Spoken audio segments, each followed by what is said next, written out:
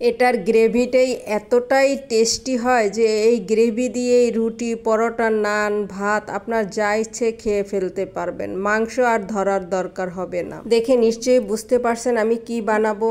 আসসালামু আলাইকুম।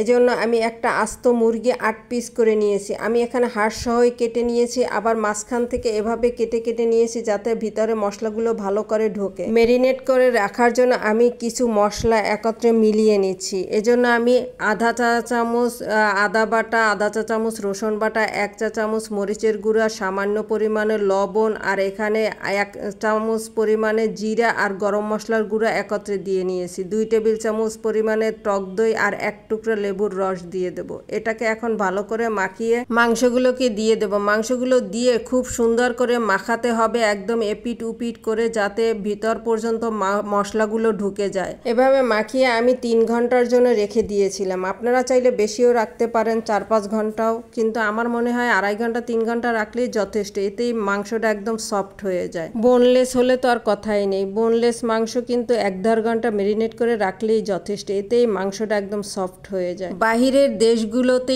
ইন্ডিয়ান রেস্টুরেন্টগুলোতে কিন্তু এই বাটার চিকেনটা একদম তাদের ফেমাস ডিশ। তারা বাটার চিকেন ছাড়া কিছু বোঝেই না, কিন্তু এত স্পাইসি দিয়ে তারা কিন্তু রান্না করে না। আমি আজকে বাঙালি স্টাইলে রান্না করলাম বলতে পারেন। আমার 3 ঘন্টা হয়ে গিয়েছে। আমি এখন ফ্রিজ থেকে বের করে নিয়েছিলাম। আমি কিন্তু এটা নর্মাল ফ্রিজে রেখেছি। আমি কিন্তু আজকে সম্পূর্ণ রান্নাটাই বাটার দিয়ে করব, কোনো তেল ব্যবহার করব না।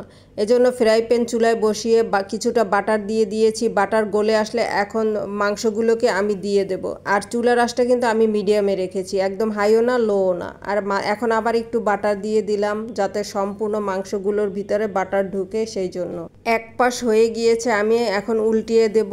আর এভাবে একটু যদি দাগ লাগে, পোড়া পোড়া ভাব আসে, তাইলে কিন্তু বাটার চিকেনটা খেতে খুবই মজা লাগে, একটা স্মোকি স্মোকি ফ্লেভারও আসে। আমি কিন্তু 2 পিঠই একইভাবে ভেজে নিয়েছি। আমার মাংসগুলো সব ভাজা হয়ে গিয়েছে, আর মাংস ভাজার ভিতরেই কিন্তু একদম সফট হয়ে গিয়েছে। এই ফ্রাই প্যানেই আমি 1 টেবিল চামচ পরিমাণে রসুন দিয়ে রসুনটাকে একটু হালকা বাদামি করে নিয়েছি। এখন এর ভিতরে আমি 500 গ্রাম টমেটো কুচি দিয়ে দিলাম। টমেটোটা একটু সফট হয়ে আসলে অল্প সামান্য 1 টুকরো পরিমাণে আদা কুচি দিয়ে দিয়েছি। আর এখানে 1 টেবিল চামচ পরিমাণে আবার আমি বাটার দিয়ে দিলাম। বাটারের সাথে টমেটোটা একটু ভালো করে নাড়াচাড়া করতে করতে কিন্তু দেখেন অনেকটা পানি বের হয়ে গিয়েছে।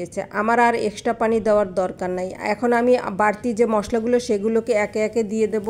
পরিমাণ মতো লবণ দিয়ে দিয়েছি, সামান্য একটু আদা কুচি দিয়েছি আগেই। এখন দিয়ে দেব আমি 3 টেবিল চামচ পরিমাণে কাঠবাদাম আর কাজু বাদাম মিলানো। কাঠবাদামগুলো আমি আস্তই দিয়েছি, এটা তো এমনি এই মশলাটা ব্লেন্ডার করতে হবে তাই। আর 10-12টা কিশমিশ দিয়ে দেব। এখন দিয়েছি আমি আধা কাপের চেয়েও কম পেঁয়াজ কুচি। আর এখানে অ্যাড করবো আমি আধা চা চামচ জিরার গুঁড়া, আধা চা চামচ গরম মশলার গুঁড়া, বাস। আর আমার কোনো মশলার প্রয়োজন নেই। এখন এই সবগুলোকে একত্রে টমেটোর সাথে জাল দিয়ে পানিটাকে প্রায় শুকিয়ে আনবো। এরকমের মাখা মাখা ঝোল থাকতে আমি চুলাটা অফ করে দিয়ে ঠান্ডা করে নিয়েছি। এখন আমি ব্লেন্ডার জারে দিয়ে ব্লেন্ড করে নেব। ভালো করে ব্লেন্ড করে আমি এটাকে একটা ছাঁকনির সাহায্যে ছেঁকে নেব। আমি এখানে একদম পিউরিটা নেব, কোনো লাম্পস যাতে না থাকে। আর দেখেন যে একদম বাটার সস হয়ে গিয়েছে। চুলা কিন্তু অলরেডি আমি জ্বালিয়ে দিয়েছি। এখন এর ভিতরে আমি আবার 1 টেবিল চামচ পরিমাণে বাটার দিয়ে দিলাম।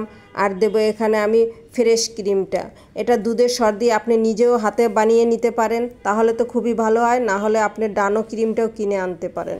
ঝোলটা একটু টকবগে উঠলেই আমি চিকেনগুলোকে দিয়ে দিয়েছি।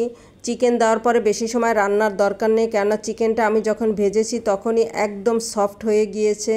এখন অল্প একটু বাটার আর 2 টেবিল চামচ পরিমাণে আবার ফ্রেশ ক্রিম দিয়ে একটু নাড়াচাড়া করে নেব। আর ঝোলটা বেশি ঘন করা যাবে না, তাহলে খেতে মজা লাগবে না। এটার আসল মজাটাই হলো ঝোলের ভিতরে। এখন লাস্ট পর্যায়ে আমি একটু কাসুরি মেথি দেব। আপনাদের হাতের কাছে থাকলে দিবেন, না হলে এতটা জরুরি না যে কাসুরি মেথি দিতেই হবে। এটা বলার কারণ যে বড় বড় সুপার শপ ছাড়া এই কাসুরি মেথিটা পাওয়া যায় না।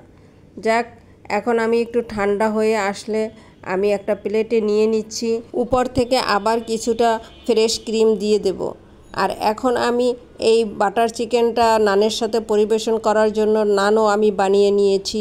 1 পিস মাংস আমি তুলে দেখিয়ে দিচ্ছি যে মাংসটা কতটা সফট হয়েছে। আর এটার গ্রেভির কথা কি আর বলবো।